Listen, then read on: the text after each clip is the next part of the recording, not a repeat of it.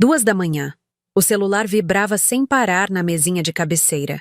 Quando atendi, a voz da minha mãe do outro lado da linha estava tão desesperada que por um segundo pensei que fosse um pesadelo. Alessandra, seu irmão está no hospital. Preciso de 15 mil reais agora. Ou eles não vão atender ele direito. Foi assim que começou a noite mais longa da minha vida. E, curiosamente, também o dia em que finalmente aprendi a dizer não. Mas antes de continuarmos, confira se você já está inscrito no canal e escreva nos comentários de onde você está assistindo este vídeo. Eu estava no meio de um sono profundo, daqueles que a gente demora dias para conseguir ter depois de uma semana exaustiva. Trabalho como publicitária em uma agência pequena no centro de São Paulo, e aquela semana tinha sido particularmente brutal. 3 campanhas para entregar, cliente insatisfeito ligando a toda hora, e meu chefe cobrando resultado como se eu fosse uma máquina de criatividade infinita. Quando o telefone tocou, meu primeiro impulso foi ignorar. Olhei para a tela com os olhos semicerrados e vi o nome mamãe piscando insistentemente. Meu coração apertou. Ligação às 2 da manhã nunca é boa notícia. Atendi ainda meio grogue, a voz pastosa de sono. Alô? Alessandra! A voz da minha mãe saiu em um grito abafado, como se ela estivesse tentando controlar o desespero e não conseguisse. Graças a Deus você atendeu. É o Ricardo. Ele está no hospital. Teve um acidente. Sentei na cama de um pulo, o sono evaporando instantaneamente. Como assim acidente? Que hospital? O que aconteceu? Ele bateu a moto, filha. Está inconsciente. Os médicos disseram que precisa de exames urgentes, mas o hospital está pedindo depósito. 15 mil reais. Se não pagar, vão deixar ele lá esperando. Minha cabeça girou. 15 mil reais. Às 2 da manhã. Para o meu irmão Ricardo, que na última vez que nos falamos tinha me pedido emprestado 2 mil reais para um investimento certeiro, que nunca me devolveu. Mãe, espera, respira. Que hospital é esse? Ele não tem convênio? O convênio dele venceu, Alessandra. Você sabe como ele é desorganizado com essas coisas. Por favor, eu não sei mais o que fazer. Você é a única que pode ajudar. Levantei da cama e comecei a andar pelo quarto, tentando organizar os pensamentos. A única que pode ajudar. Essa frase ecoava na minha cabeça como um mantra que eu já conhecia bem demais. Desde que me formei e consegui um emprego estável, virei o pronto-socorro financeiro da família. Qual hospital, mãe? Hospital Santa Cecília, na Zona Norte. Alessandra, por favor, é urgente. Eles falaram que se não der entrada no pagamento até às 3 da manhã, vão transferir ele para a ala de espera comum. Olhei para o relógio. 2h12 da manhã. Menos de uma hora para tomar uma decisão que custaria metade do meu salário. Mãe, me passa o telefone do hospital. Eu preciso confirmar essa informação. Silêncio do outro lado. Um silêncio pesado, carregado. Alessandra, você está duvidando de mim? Seu irmão está morrendo e você quer ficar conferindo informação? Não é isso, mãe. É que 15 mil reais não é pouco dinheiro. Eu preciso entender direito o que está acontecendo. Não acredito que você está fazendo isso comigo, com a gente. O Ricardo está lá, machucado, precisando de ajuda. E você quer investigar como se eu fosse uma criminosa. A voz dela subiu de tom, misturando desespero com indignação. Era uma técnica que eu conhecia bem. Sempre que eu tentava questionar alguma coisa, virava a vilã da história. Mãe, por favor, só me passa o telefone do hospital. Ela bufou, claramente irritada, mas passou o número. Anotei rapidamente em um pedaço de papel que estava na mesinha de cabeceira e desliguei prometendo que ligaria de volta em 5 minutos. Sentei na beirada da cama, olhando para o número rabiscado. Meu coração batia acelerado, uma mistura de preocupação e algo que eu não queria admitir: desconfiança. Ricardo era meu irmão mais novo. Tinha 23 anos e, desde que completou 18, vivia em uma montanha-russa de empregos temporários, oportunidades de negócio, que nunca davam certo, e pedidos de dinheiro emprestado, que se tornavam doações involuntárias. Liguei para o Hospital Santa Cecília. Depois de 3 transferências e uma espera que pareceu durar horas, finalmente consegui falar com alguém do pronto-socorro. Boa noite. Estou ligando para saber sobre um paciente que deu entrada aí. Ricardo Tavares da Silva. A atendente digitou por alguns segundos. Sim, temos um Ricardo Tavares aqui. Entrada às 21 horas com trauma leve de acidente motociclístico. Trauma leve? Repeti, sentindo algo estranho no estômago. Sim, senhora. Escoriações superficiais e suspeita de concussão leve. Ele está consciente e estável. E sobre pagamento? Minha mãe disse que precisava depositar 15 mil reais urgentemente. Novo silêncio. Mais digitação. Olha, o hospital aceita diversas formas de pagamento e parcelamento, mas não há urgência de depósito imediato. O paciente já foi atendido e está em observação. Fechei os olhos. Consciente e estável. Não inconsciente como minha mãe havia dito. Trauma leve. Não algo grave que precisasse de 15 mil reais imediatos. Agradeci à atendente e desliguei. Fiquei ali parada, segurando o celular, sentindo uma mistura de alívio e raiva crescendo no peito. Não era a primeira vez. Não seria a última. O telefone tocou novamente. Minha mãe. E então? Já fez o depósito? Manda por Pix que é mais rápido. Mãe, eu liguei para o hospital. Silêncio. Dessa vez, um silêncio diferente. O silêncio de quem foi pego na mentira. Alessandra, você não confia na sua própria mãe? O Ricardo está consciente e estável. As escoriações são superficiais. Por que você disse que ele estava inconsciente e morrendo? Eu estava nervosa, filha. Você sabe como eu fico em situações assim. Exagerei um pouco, mas ele precisa da ajuda mesmo. Exagerou um pouco? Minha voz saiu mais alta do que eu pretendia. Você me acordou às 2 da manhã dizendo que meu irmão estava morrendo e exigindo 15 mil reais em menos de 1 hora. Não precisa falar assim comigo, Alessandra. Eu sou sua mãe. Só estava preocupada com seu irmão. Você sabe que ele não tem condições de pagar hospital particular. E eu tenho? Mãe, 15 mil reais é quase metade do meu salário. E você nem me contou a verdade sobre o estado dele. Tá bom, tá bom. Esquece. Vou dar um jeito sozinha como sempre. Você está muito ocupada sendo importante na sua agência de propaganda para se importar com a família mesmo. E desligou na minha cara. Fiquei olhando para a tela do celular, incrédula. Em menos de 5 minutos, eu tinha passado de filha preocupada a vilã egoísta. Tudo porque ousei questionar uma história que não fazia sentido. Joguei o celular na cama e fui até a cozinha. Precisava de água, de ar, de algo que acalmasse a confusão de sentimentos que borbulhava dentro de mim. Abri a geladeira, peguei uma garrafa de água gelada e bebi direto do gargalo, sem me importar com etiqueta. Olhei ao redor do meu apartamento. Era pequeno, um kitnet de 35 metros quadrados que eu alugava em Pinheiros. Cada móvel ali tinha sido comprado com muito esforço.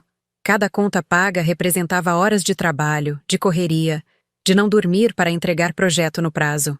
E ali estava eu, às 2:30 da manhã, sendo cobrada como se fosse obrigação minha sustentar as irresponsabilidades do meu irmão. Ricardo sempre foi o xodó da família, o caçula, o menino de ouro. Quando ele abandonou a faculdade de administração no 2º semestre, minha mãe justificou dizendo que ele ainda estava se encontrando. Quando perdeu 3 empregos seguidos por faltas e atrasos, a culpa era sempre dos chefes, que não sabiam reconhecer talento. Eu, por outro lado, nunca tive direito a erro. Terminei a faculdade de publicidade em 4 anos, trabalhando durante o dia e estudando à noite. Consegui estágio, depois efetivação, e agora um cargo de coordenadora júnior que me fazia trabalhar 10 horas por dia. E ainda assim, sempre que a família precisava de dinheiro, o telefone que tocava era o meu. Voltei para o quarto e peguei o celular. Tinha 3 mensagens da minha mãe. Seu irmão está perguntando por você. Ele está com dor e você aí dormindo tranquila. Espero que você consiga dormir com a consciência limpa. Respirei fundo. Não ia responder. Não agora. Se respondesse naquele momento, diria coisas das quais me arrependeria depois. Deitei de novo, mas o sono não voltou. Fiquei encarando o teto, pensando em todas as vezes que tinha cedido. Todos os empréstimos que nunca foram devolvidos. Todas as emergências que se revelavam exageros ou mentiras completas. No mês passado, tinha sido a conta de luz que minha mãe jurou que seria cortada se eu não pagasse. R$ 2.500. Quando questionei o valor absurdo, ela disse que estava com multa atrasada.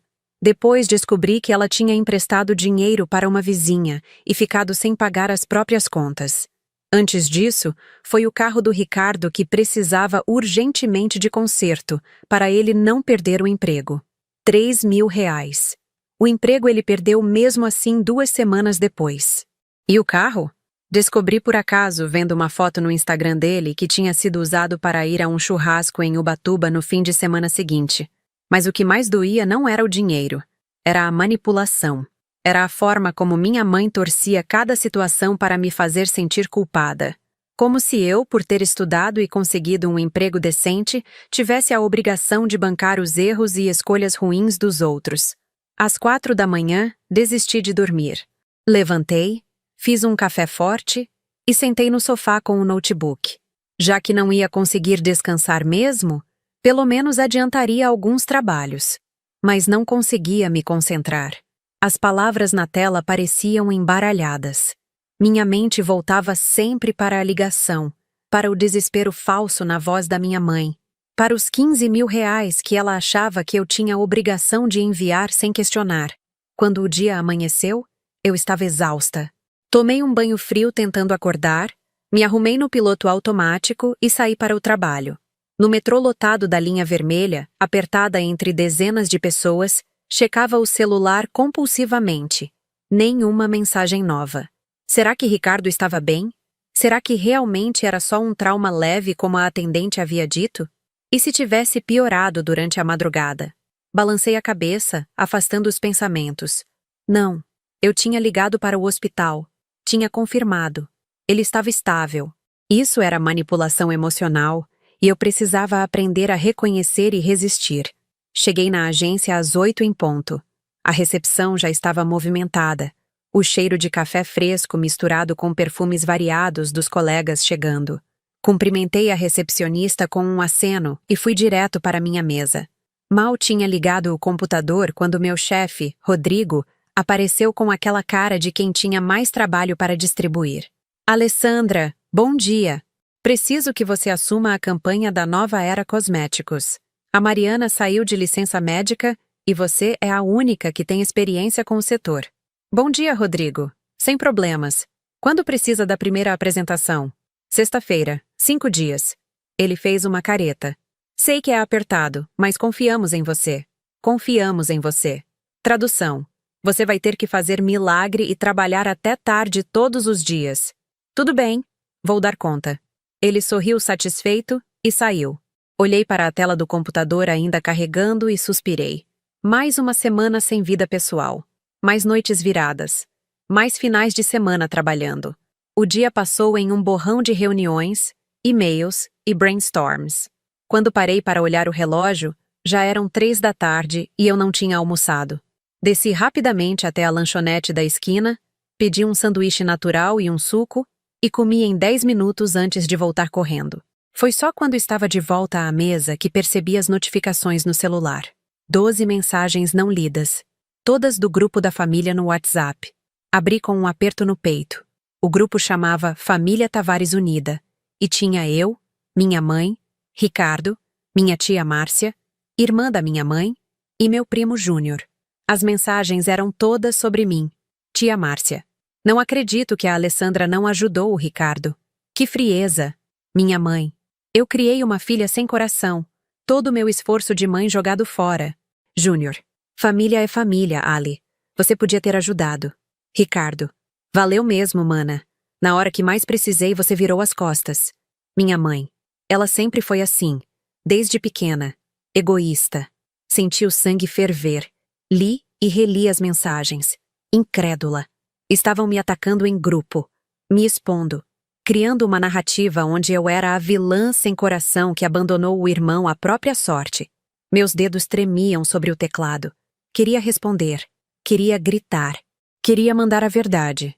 Que Ricardo estava bem, que tinha sido um exagero ridículo, que eu estava cansada de ser o banco da família. Mas não respondi. Algo me segurou. Talvez a certeza de que qualquer coisa que eu dissesse seria distorcida e usada contra mim. Ou talvez a exaustão de anos tentando me justificar para pessoas que nunca realmente escutavam. Silenciei o grupo e voltei ao trabalho. As horas seguintes foram mecânicas. Respondia e-mails, fazia pesquisas de mercado para a campanha, participava de reuniões, mas minha mente estava dividida, parte concentrada no trabalho e parte remoendo a situação familiar. Quando o expediente acabou, às 7 da noite, eu estava mentalmente esgotada. Peguei minhas coisas e saí sem me despedir de ninguém. No metrô de volta, sentada finalmente depois de conseguir um lugar na terceira estação, abri o Instagram distraidamente. E lá estava, uma foto do Ricardo, postada há 2 horas. Ele estava em uma cama de hospital, sim, mas estava sorrindo, fazendo sinal de positivo com a mão enfaixada, com a legenda: "Susto grande hoje, mas estou bem. Obrigado pelas mensagens de carinho." Nos comentários, dezenas de amigos desejando melhoras. E minha mãe, claro, com um texto longo sobre como tinha sido a noite mais difícil da vida dela, mas que graças a Deus o filho estava bem e que família é tudo. Fiquei olhando aquela foto por um tempo que não sei precisar. Ele estava bem. Obviamente bem. Com um curativo pequeno na testa, um arranhão no braço. Nada que justificasse 15 mil reais urgentes às 2 da manhã. Senti algo se partir dentro de mim. Não era raiva. Era pior. Era decepção. Era cansaço. Era a constatação clara e dolorosa de que minha própria família não tinha problema nenhum em me manipular, mentir para mim, me fazer de boba, contanto que conseguissem o que queriam. Cheguei em casa, joguei a bolsa no sofá e fui direto tomar banho. Debaixo do chuveiro quente, deixei as lágrimas caírem misturadas com a água. Chorei tudo que tinha segurado durante o dia. A frustração, a mágoa, a sensação de estar sozinha mesmo tendo família. Quando saí do banheiro, já era noite. Preparei um macarrão instantâneo, aquelas coisas práticas que a gente come quando não tem energia para nada mais elaborado, e sentei no sofá com o prato no colo. O celular tocou. Era um número desconhecido. Normalmente eu não atenderia, mas algo me fez apertar o botão verde. Alô? Alessandra? A voz era familiar, mas eu não conseguia identificar. Aqui é a Patrícia, amiga da sua mãe. Você se lembra de mim? Patrícia, a vizinha da minha mãe. Uma senhora simpática que sempre me oferecia bolo quando eu visitava. Oi, Patrícia. Claro que lembro. Tudo bem? Olha, querida, eu não sei se devia estar ligando, mas achei que você precisava saber. Ela fez uma pausa. Ontem eu ouvi sua mãe conversando com o Ricardo no quintal. Eles estavam planejando te pedir dinheiro, ensaiando o que iam falar. Meu estômago revirou. Como assim ensaiando? Sua mãe disse que precisava inventar uma emergência grande, porque você não estava mais emprestando dinheiro fácil. O Ricardo sugeriu usar o acidente dele, que tinha acontecido mais cedo, como desculpa. Alessandra, o acidente foi de leve mesmo. Ele bateu a moto devagarzinho em um poste. Nem caiu direito. Fiquei em silêncio, processando. Não era exagero. Não era nervosismo materno. Era premeditado, planejado, uma armação para me extorquir. Por que você está me contando isso, Patrícia? Porque eu vejo sua mãe fazer isso com você há anos, querida. E não é justo.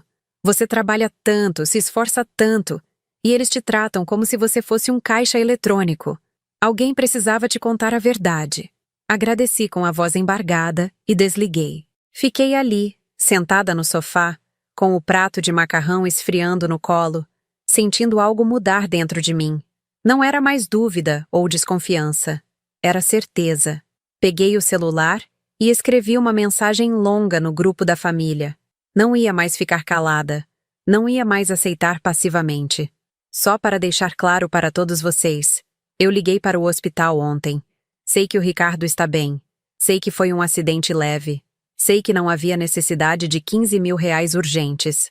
E acabei de descobrir que a emergência foi planejada. Vocês me usam, mentem para mim e ainda me atacam quando eu questiono. Isso acaba hoje. Enviei antes que pudesse me arrepender. Meu coração batia acelerado. Os 3 pontinhos apareceram quase imediatamente. Minha mãe estava digitando. Como você ousa nos acusar assim? Depois de tudo que fiz por você? Que fez por mim, mãe? Me criou? Isso é obrigação de mãe, não moeda de troca. Eu agradeço por tudo, mas isso não me dá a obrigação eterna de bancar mentiras e manipulações. Ricardo entrou na conversa. Nossa, você mudou muito, Ali. Ficou metida desde que conseguiu aquele emprego. Não mudei, Ricardo. Só cansei de ser usada. E outra coisa. Quero de volta os R$ 2.000 que você me pediu mês passado emprestado. Transferência bancária. Até o fim da semana. Você não tá falando sério. Estou completamente séria. E cada centavo que vocês me pediram nos últimos 2 anos. Vou fazer uma planilha. Tia Márcia. Gente, não briga assim. Somos família. Então que ajam como família de verdade, tia Márcia. Com respeito, sem mentiras. Porque do jeito que está, só servem quando precisam de dinheiro.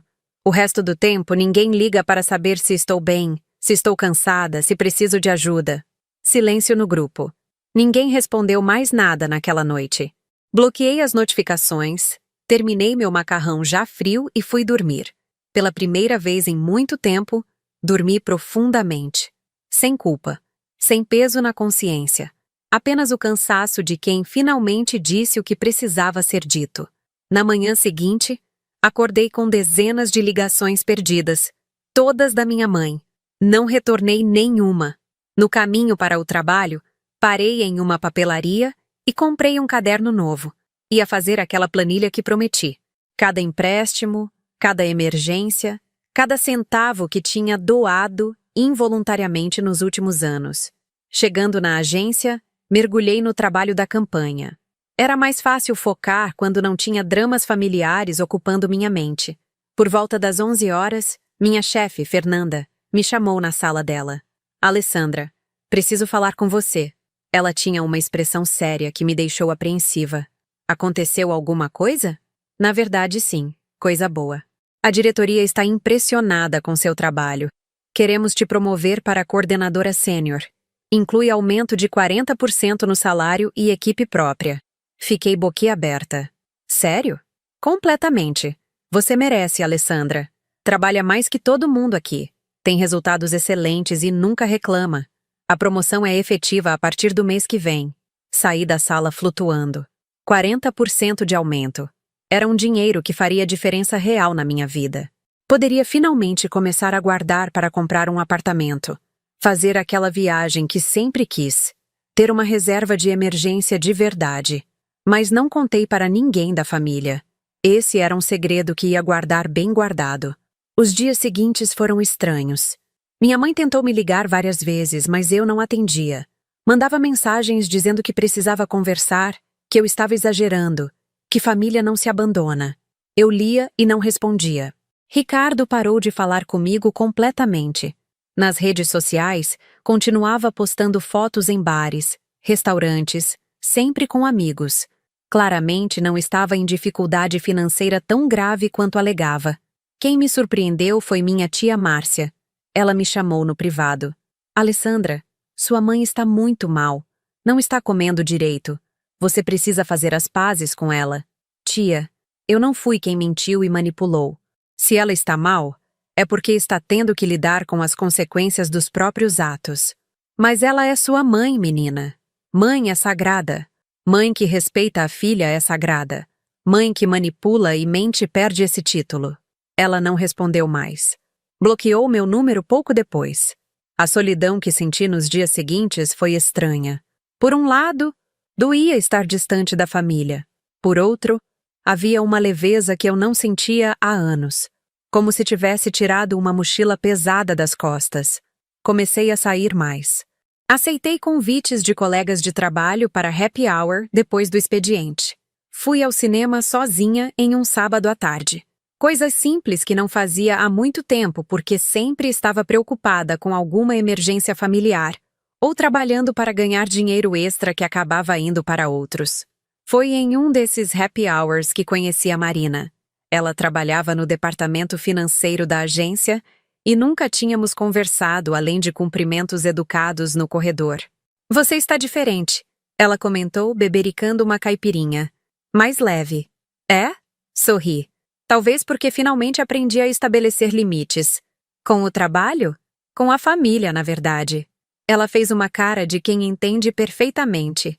Nossa, eu te entendo. Minha família também me sugava. Até que um dia eu disse chega. Conversamos por horas. Marina me contou como tinha cortado financeiramente a irmã que vivia pedindo dinheiro emprestado e nunca devolvia. Como tinha colocado limites nos pais que achavam que ela tinha obrigação de bancar reforma na casa deles porque ganhava bem. No começo é difícil, ela disse. Você se sente culpada, egoísta, mas depois percebe que o problema nunca foi seu. Era deles, que não sabiam respeitar. Saí daquele bar me sentindo validada. Não estava louca, não era egoísta.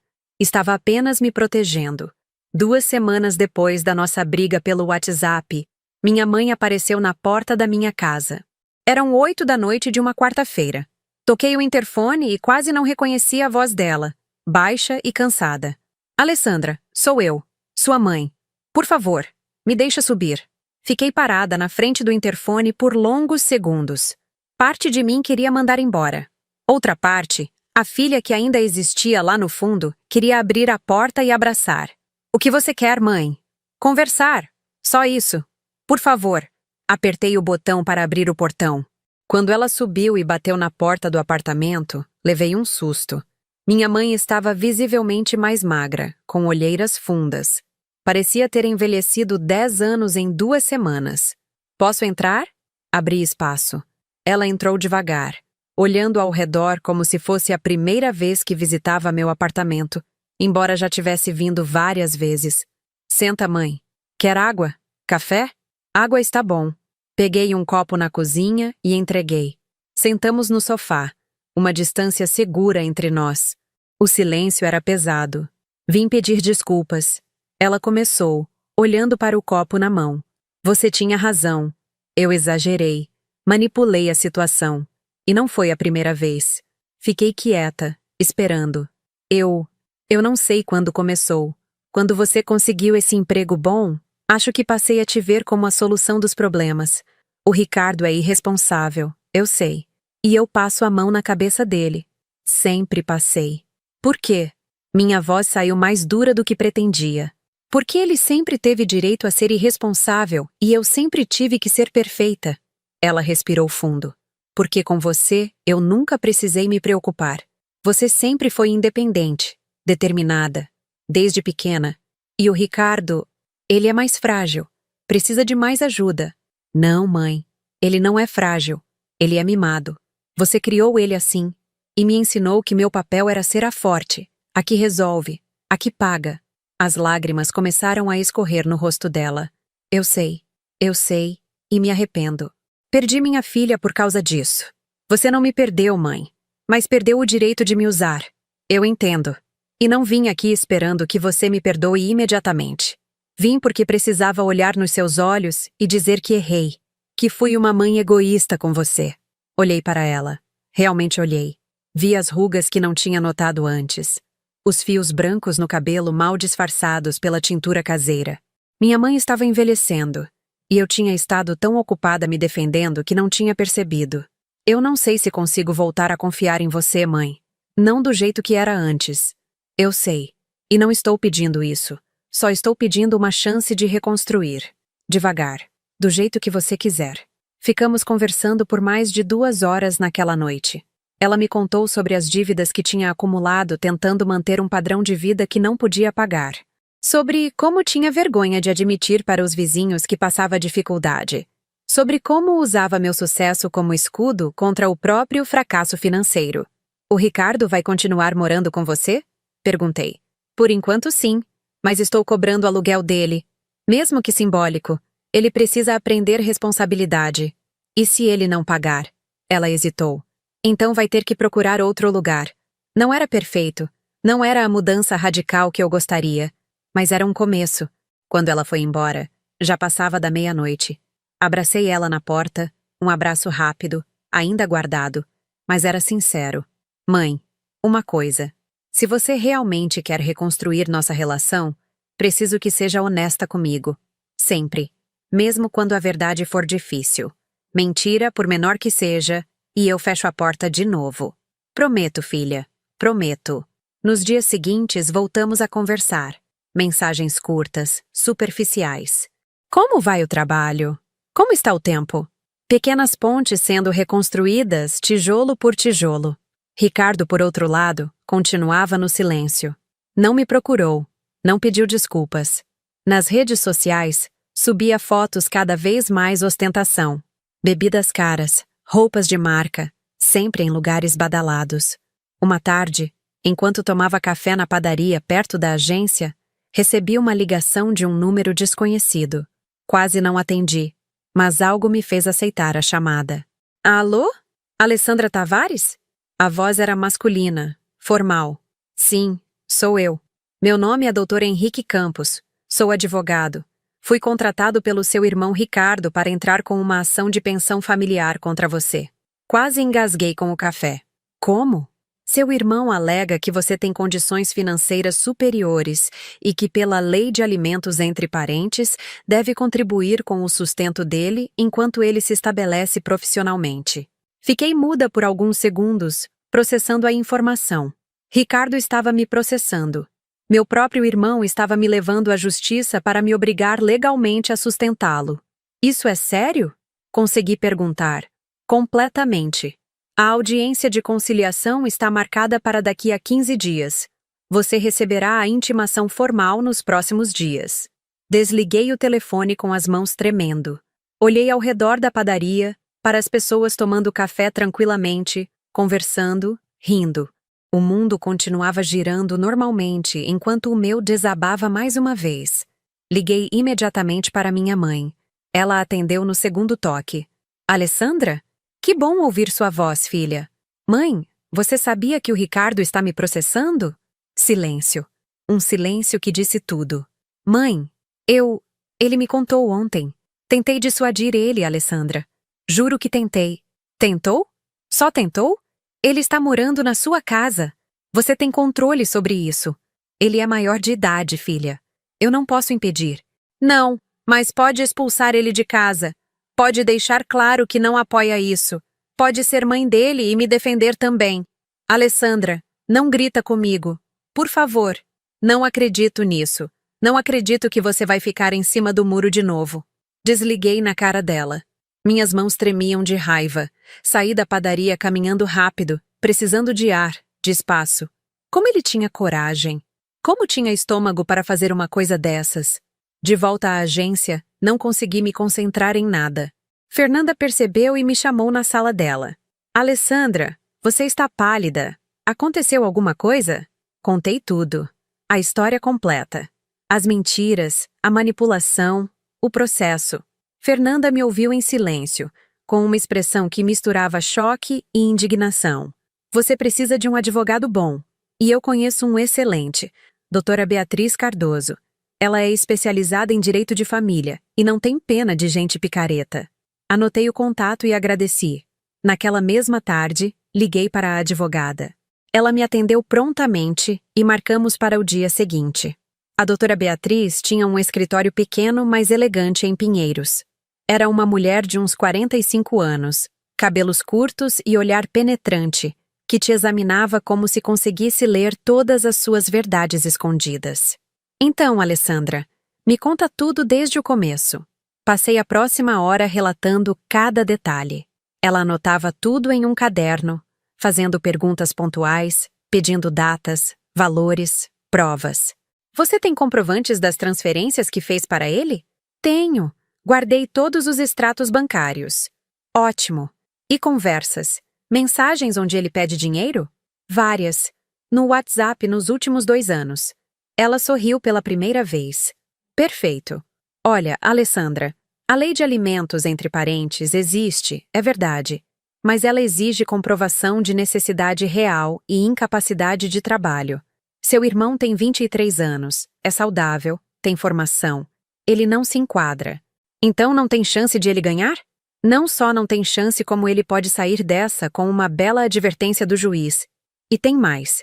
Podemos entrar com uma ação de cobrança pelos valores que ele te deve. Transformar a defesa em ataque. Senti um peso sair dos meus ombros. Finalmente, alguém do meu lado. Alguém que via a situação com clareza e não com drama familiar. Nos dias que se seguiram, Juntei todas as provas que consegui. Capturas de tela de conversas, extratos bancários, até fotos das redes sociais do Ricardo ostentando em lugares caros.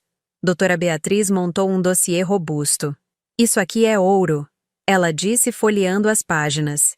Ele alega necessidade, mas posta foto em restaurante de R$ 200 o prato. Qualquer juiz vai ver a contradição. Enquanto isso, minha mãe tentava mediar. Ligava todo dia pedindo para eu desistir da briga, dizendo que família não se resolve na justiça, que eu estava sendo radical demais. Mãe, foi ele quem me processou. Não eu. Mas você pode perdoar. Pode abrir mão. Mostrar que é maior que isso. Ser maior não é deixar as pessoas te pisotearem, mãe. É saber se defender com dignidade. A data da audiência de conciliação se aproximava. Eu estava nervosa, mas preparada. Doutora, Beatriz me treinou para possíveis perguntas, me ensinou a manter a calma, a não cair em provocações. Ele provavelmente vai tentar te fazer parecer a irmã rica e sem coração. Não morda a isca. Mantenha os fatos. Números não mentem. Na noite anterior à audiência, mal consegui dormir. Fiquei imaginando o encontro.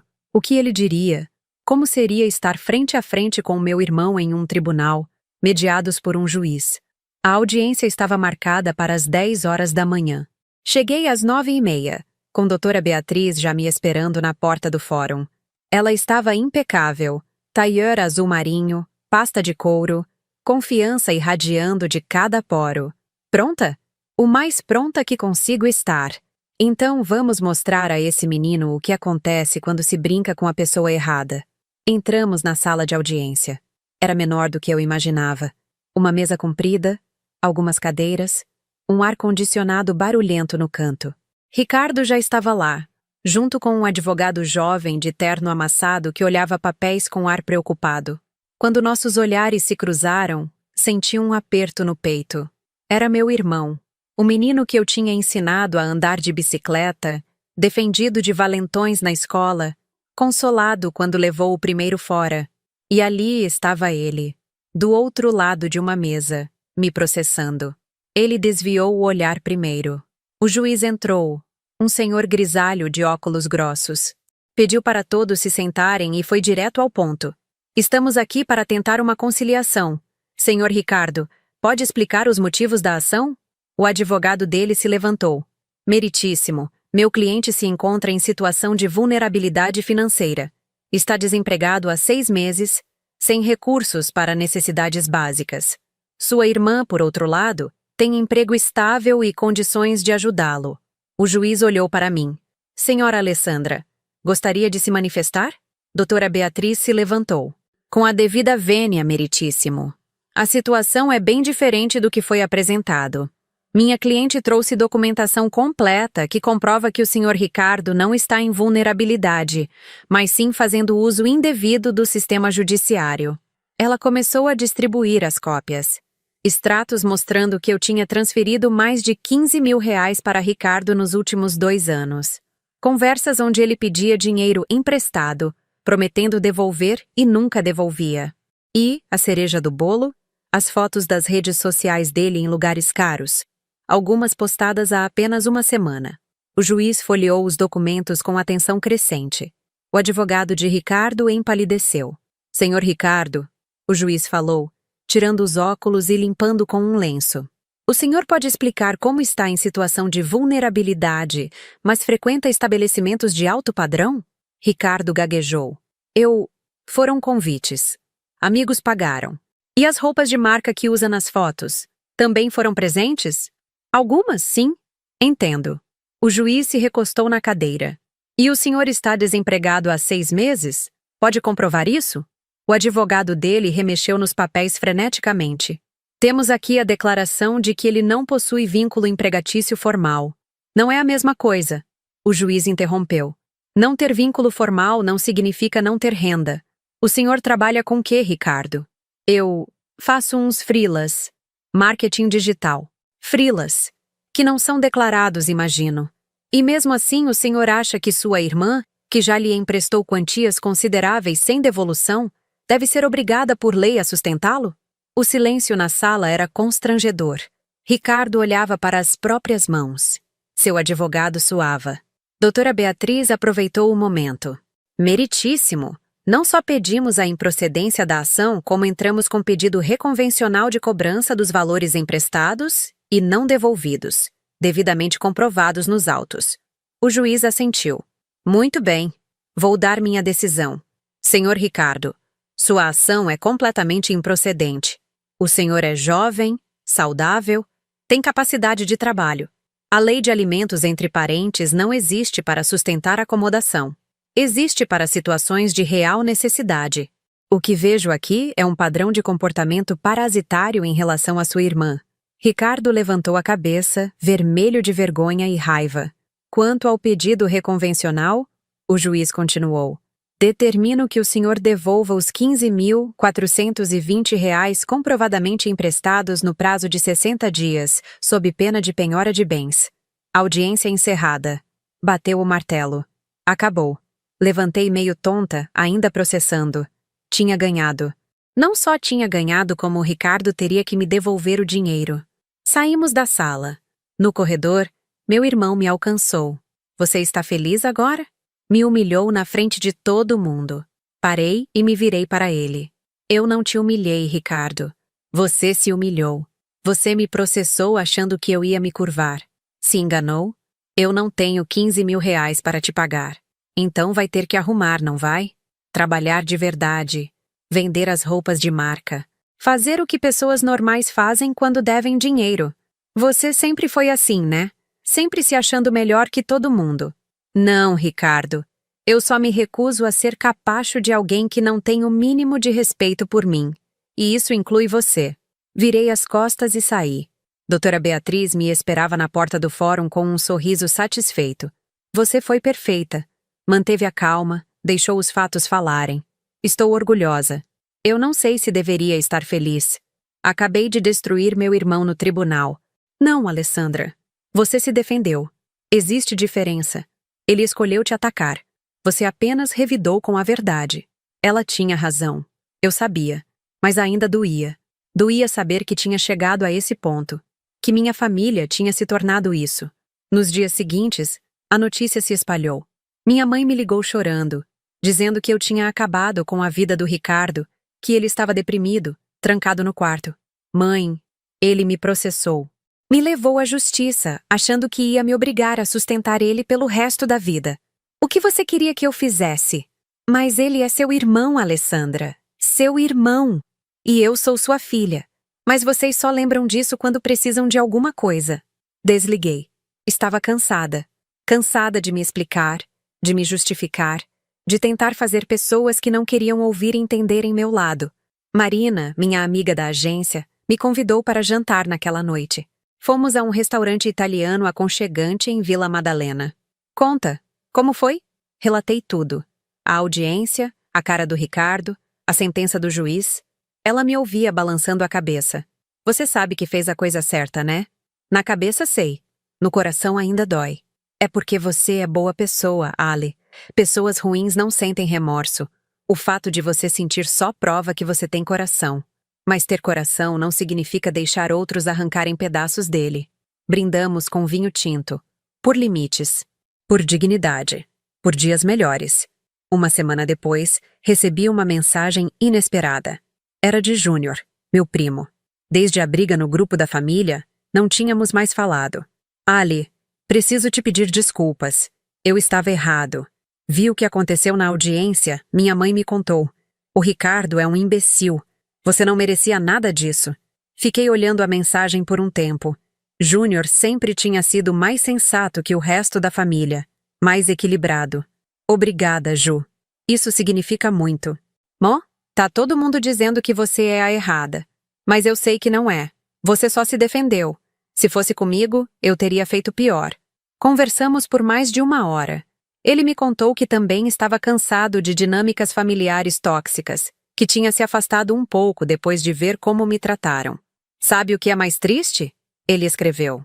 É que a gente devia se apoiar, mas virou cada um por si e Deus por ninguém. Pois é, mas pelo menos descobri quem realmente se importa comigo.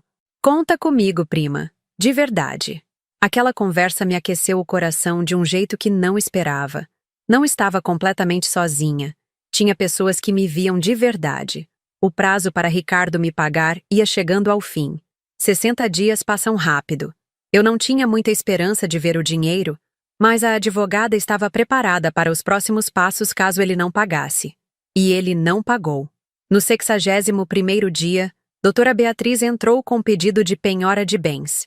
A moto que ele tanto amava foi o primeiro item listado. Foi quando ele finalmente me ligou. Atendi no 3º toque. Alessandra, por favor, não deixa eles pegarem minha moto. Oi, Ricardo. Estava esperando sua ligação. Eu vou pagar. Juro. Só preciso de mais tempo. Você teve 60 dias. Era tempo mais do que suficiente para pelo menos começar a pagar. Eu não consegui. Não tenho emprego fixo.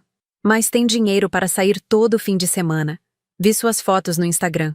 Isso é diferente. Isso é minha vida social. Eu preciso. Ri. Não um riso de humor, mas de descrença. Você precisa de vida social, mas não precisa pagar suas dívidas. Entendi. Você virou uma pessoa cruel, Alessandra. Não, Ricardo. Eu virei uma pessoa com limites. Existe diferença. E se você não pagar nos próximos 7 dias, a moto vai ser penhorada e leiloada. A escolha é sua. Desliguei antes que ele pudesse responder. Minhas mãos não tremiam mais. Minha voz não falhava. Eu tinha encontrado minha força. 5 dias depois, recebi uma transferência bancária. R$ 3.000. Um começo. Aparentemente, a ameaça de perder a moto tinha funcionado como motivador. Doutora Beatriz orientou aceitar e documentar como pagamento parcial. Ele vai pagar aos poucos, e tudo bem, contanto que pague. Os meses que se seguiram foram de reconstrução silenciosa. Minha mãe e eu voltamos a conversar, mas com uma distância respeitosa. Ela não pedia mais dinheiro. Eu não oferecia. Nossos encontros eram raros, superficiais, educados. Ricardo pagava R$ 200 ou R$ 300 por mês. No ritmo dele, levaria anos para quitar a dívida. Mas pelo menos estava pagando. Minha vida profissional, por outro lado, decolou. A promoção trouxe não só mais dinheiro, mas mais reconhecimento. Passei a liderar projetos importantes, a ter voz nas reuniões de diretoria. Foi em uma dessas reuniões que conheci o Felipe. Ele era diretor de criação de uma agência parceira. Alto, cabelos escuros já grisalhos nas têmporas, sorriso fácil. Nos esbarramos no corredor depois de uma apresentação conjunta. Alessandra Tavares, certo? Sua apresentação foi brilhante. Obrigada. Felipe Nogueira? O mesmo. Pega um café? Quero discutir umas ideias para o projeto. O café virou 2 horas de conversa animada sobre publicidade, tendências, vida. Descobri que ele era divorciado há 3 anos, sem filhos, viciado em trabalho e jazz. E você? Ele perguntou. Casada, namorada, comprometida com trabalho. A última opção. Minha vida amorosa tem sido inexistente. Interessante. Uma mulher bonita e inteligente como você? Ou é exigente ou está se escondendo? Sorri. Um pouco dos dois, talvez. Começamos a nos encontrar. Primeiro sempre com desculpa de trabalho, depois admitindo que eram encontros mesmo. Felipe era diferente de qualquer homem que eu tinha conhecido. Maduro, estável, sem dramas. Respeitava meus limites sem questionamentos. Foi ele quem estava comigo na noite em que minha mãe apareceu de novo na minha porta. 3 meses depois da audiência. Dessa vez sem avisar. Toquei o interfone. Era ela, e pela voz, estava chorando. Alessandra, por favor, preciso falar com você. É urgente. Felipe olhou para mim. Quer que eu vá? Não. Fica. Por favor. Abri a porta. Minha mãe subiu arrastando os pés. Quando a vi, levei um susto. Ela estava ainda mais magra, o rosto marcado não só por rugas, mas por uma tristeza profunda. Mãe, o que aconteceu? Ela entrou e só então percebeu que eu não estava sozinha. Olhou para Felipe com surpresa. Ah, você tem visita. Desculpa, eu não sabia. Está tudo bem. É o Felipe. Felipe, minha mãe, Dona Cláudia. Ele cumprimentou educadamente e se desculpou para ir à cozinha dando privacidade. Mãe, senta. O que foi? É o Ricardo. As lágrimas desceram. Ele foi preso. Senti meu estômago gelar. Preso? Como? Por quê? Dirigindo embriagado. bateu o carro em um poste. Ninguém se machucou, graças a Deus. Mas ele estava muito alcoolizado. Deu 3 vezes o limite permitido no bafômetro. Sentei pesado no sofá. Quando foi isso? Ontem à noite. Ele está na delegacia. Vai ter que pagar fiança. 10.000 reais, Alessandra. Eu não tenho. Vendi até minha aliança de casamento para pagar as contas do mês passado. E ali estava. O motivo da visita. O pedido que eu sabia que viria. Mãe, eu sei o que você vai dizer. Eu sei que já passamos por muita coisa. Mas ele é meu filho. É seu irmão. Ele pode ficar preso. Ele cometeu um crime grave, mãe. Podia ter matado alguém. Eu sei. Você acha que eu não sei? Estou morrendo de vergonha. Mas ele precisa sair de lá. Por favor, Alessandra. Eu nunca te pedi nada depois de tudo que aconteceu. Olhei para ela. Realmente olhei. Vi uma mãe desesperada, imperfeita, manipuladora às vezes, mas ainda assim uma mãe que amava o filho, mesmo que de forma sufocante e errada. Eu vou pagar a fiança, falei finalmente, mas com condições. Qualquer coisa, o que você quiser. Primeira condição. Ricardo vai fazer tratamento, terapia e grupo de apoio para alcoolismo. Segunda condição, ele vai se comprometer formalmente a quitar a dívida comigo em no máximo 2 anos. Terceira condição, você vai parar de passar a mão na cabeça dele. Vai cobrar responsabilidade. Vai ser mãe de verdade, não só protetora. Ela assentiu a cada item, lágrimas escorrendo. E última condição, isso é a última vez, mãe. A última vez que eu salvo ele de consequências que ele mesmo criou. Se acontecer de novo, ele vai ter que lidar sozinho. E você também. Prometo. Prometo tudo. Felipe voltou da cozinha e se ofereceu para ir comigo até a delegacia. Aceitei grata. Minha mãe foi no banco do passageiro, eu atrás, olhando pela janela enquanto atravessávamos a cidade à noite. Na delegacia, o processo foi burocrático e demorado. Preenchi formulários, paguei a fiança, esperei enquanto processavam a liberação. Quando Ricardo finalmente saiu, estava com a roupa amarrotada, o cabelo bagunçado, cheiro de bebida ainda impregnado. Viu a mãe primeiro e correu para abraçá-la. Depois me viu e parou. Obrigado, ele murmurou, sem conseguir me olhar nos olhos. Não me agradeça ainda. Vem aqui fora. Saímos da delegacia. O ar frio da madrugada cortava a pele. Encostei no carro e cruzei os braços. Você tem um problema, Ricardo. Um problema sério com álcool. Eu não sou alcoólatra. Foi só dessa vez. Eu bebi demais em uma festa. Para! Interrompi. Não me venha com desculpa. Você dirigiu completamente bêbado. Podia ter matado alguém. Podia estar morto agora. Ele ficou em silêncio, olhando para o chão. Eu paguei sua fiança. 10.000 reais que eu não devia, que você não merece. Mas fiz porque você é meu irmão, e porque, no fundo, ainda tenho esperança que você possa mudar. Mas isso acaba aqui, Ricardo. Esse é seu último resgate. Eu vou mudar, juro.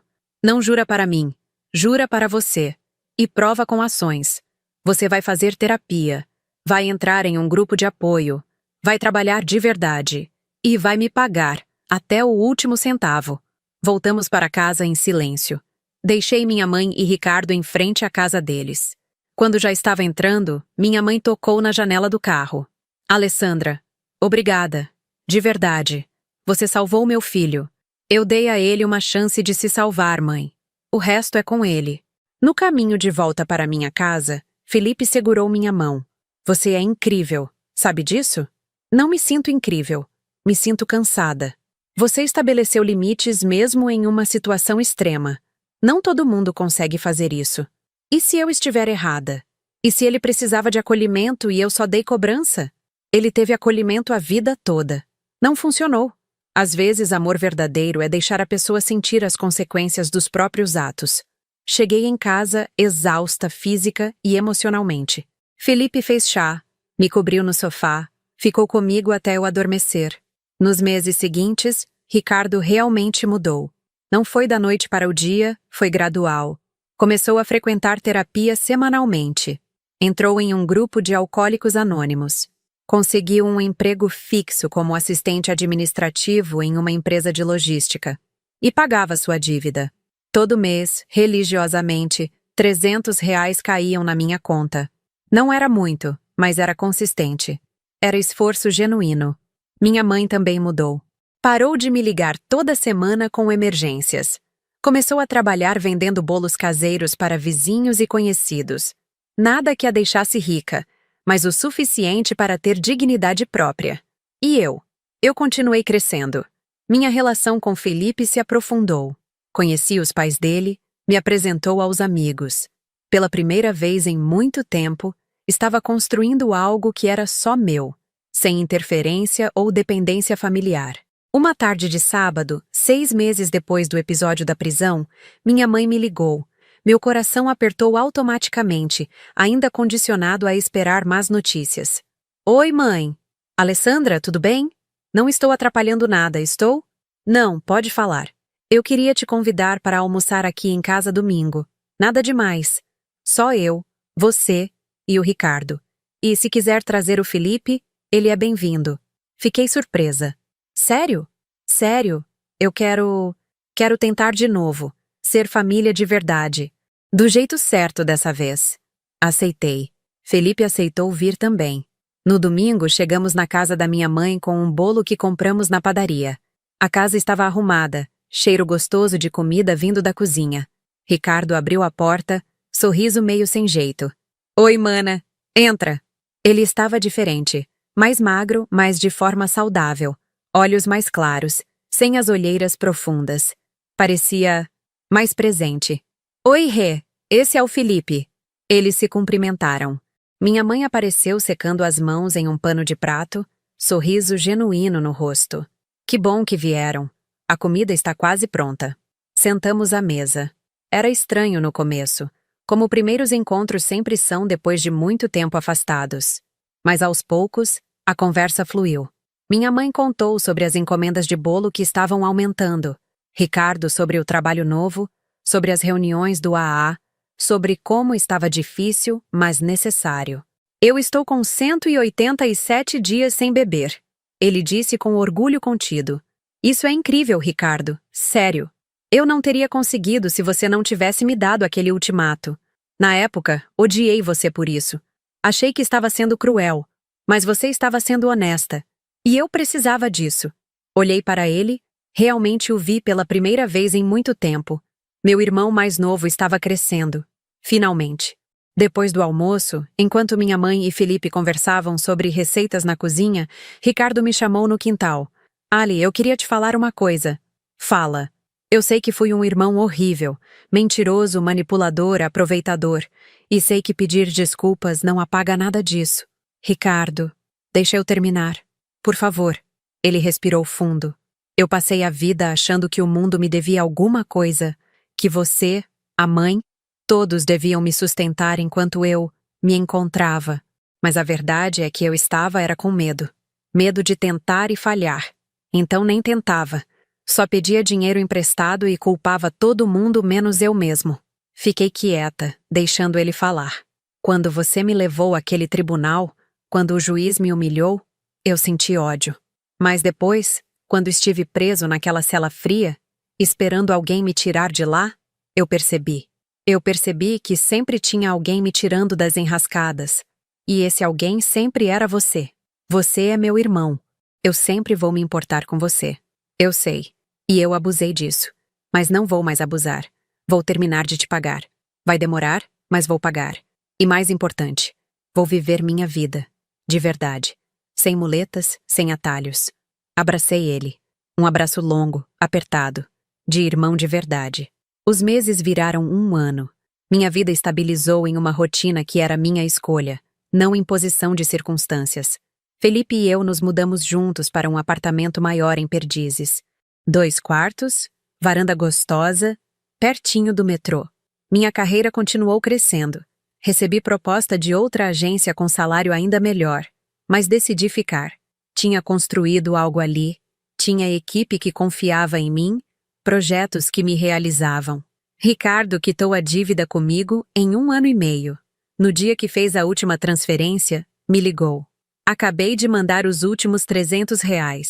Não acredito que consegui. Eu sempre acreditei que você conseguiria. Mentirosa. Ele riu. Você achava que eu ia dar calote. Talvez no começo. Mas você me provou errada. E fico feliz de ter errado. Ele me contou que tinha sido promovido no trabalho, que estava namorando uma menina do AA, que estava economizando para fazer um curso técnico em logística. Estou orgulhosa de você, Rê. De verdade. Minha mãe e eu desenvolvemos uma relação adulta, respeitosa.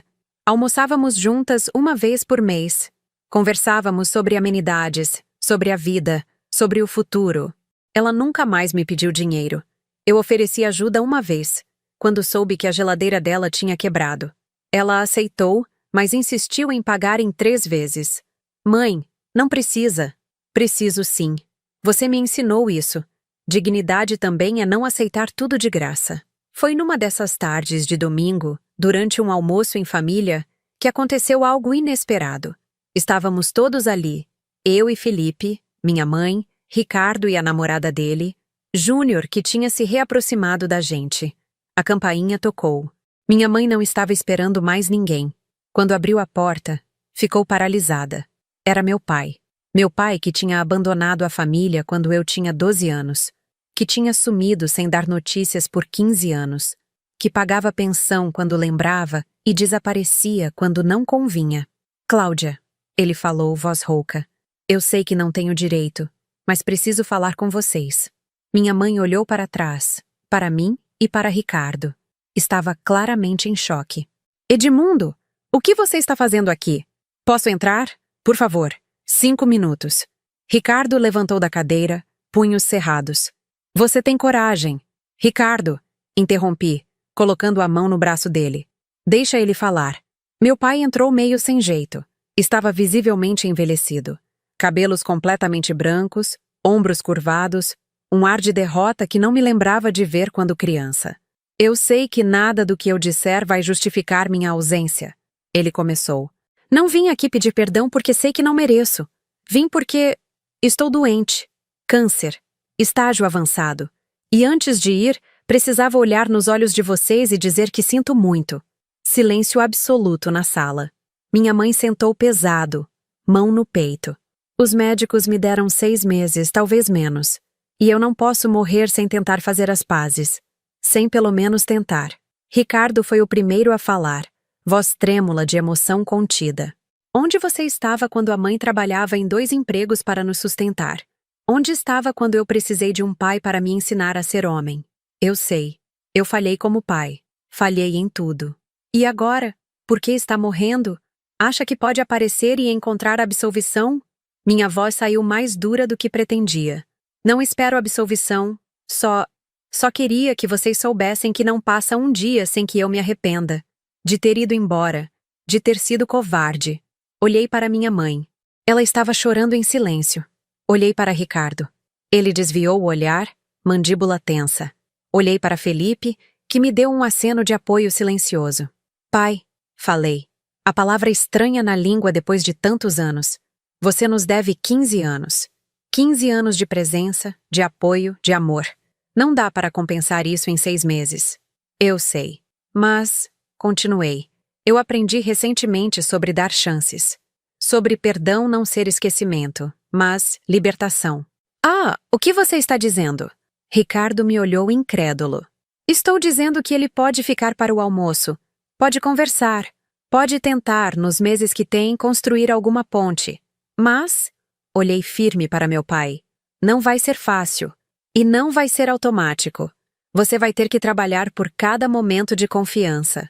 Minha mãe enxugou as lágrimas. Alessandra está certa. Fique para o almoço, Edmundo.